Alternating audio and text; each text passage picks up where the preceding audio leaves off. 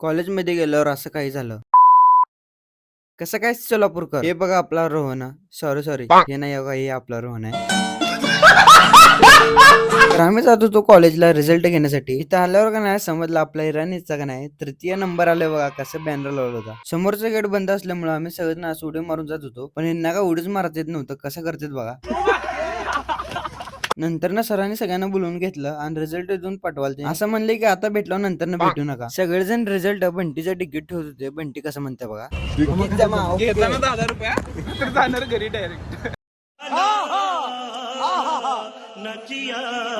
इकडं रोहनचं चालू होतं की आपला अजून एकदा व्हिडिओ काढू. परत जाऊन अजून परत येते बघा. कसा हो आपला नेता.